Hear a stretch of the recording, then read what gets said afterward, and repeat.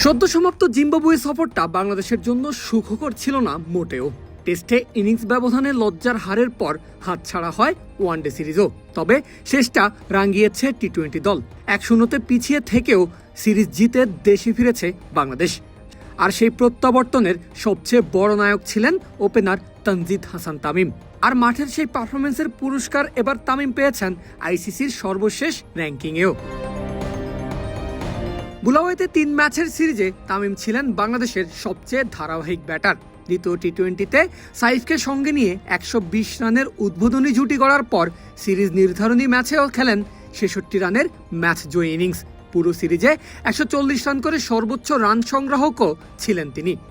আর সেই পারফরমেন্সেই টি-20 ব্যাটিং র্যাঙ্কিংয়ে 7 ধাপ এগিয়ে ক্যারিয়ার সেরা 20 নম্বরে উঠে এসেছেন এই বাঁহাতি ওপেনার।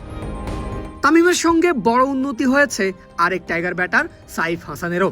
সিরিজে গুরুত্বপূর্ণ অবদান রেখে তিনি 9 ধাপ এগিয়ে এখন আছেন 27 নম্বরে। টি-20 ব্যাটিংয়ের সেরা 50-এ বাংলাদেশের প্রতিনিধি এখন কেবলমাত্র এই 2 ব্যাটারই।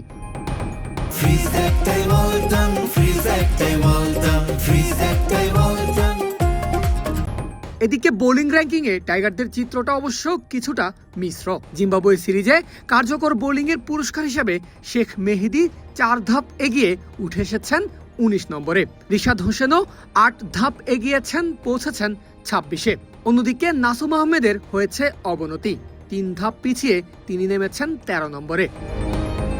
আর চোটের কারণে পুরো সিরিজে খেলতে না পারার প্রভাব পড়েছে মুস্তাফিজুর রহমানের র্যাঙ্কিংয়ে।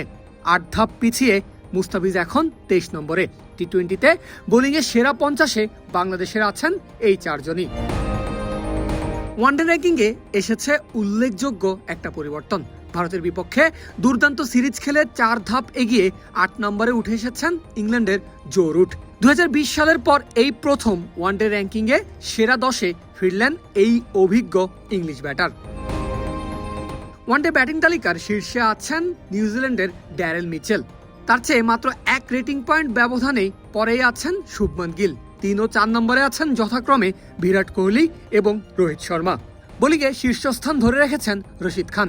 দ্বিতীয় স্থানে আবরার আহমেদ, তৃতীয় স্থানে জোফরা আর্চার, চতুর্থ স্থানে যৌথভাবে আছেন মিচেল স্যান্টনার ও কেশব মহারাজ। অন্যদিকে অলরাউন্ডারদের তালিকা প্রায় অক্ষুণ্ণ। শীর্ষে আছেন আজমতুল্লাহ ওমরজাই। বাংলাদেশের মেহেদী হাসান মিরাজও ধরে রেখেছেন নিজের দ্বিতীয় স্থান। আর মিচেল ব্রেসওয়েল 1 ধাপ এগিয়েছেন, তিনি আছেন 3 নম্বরে। পারভেজ আল হাসান, ক্রিক ফ্রেন্জি।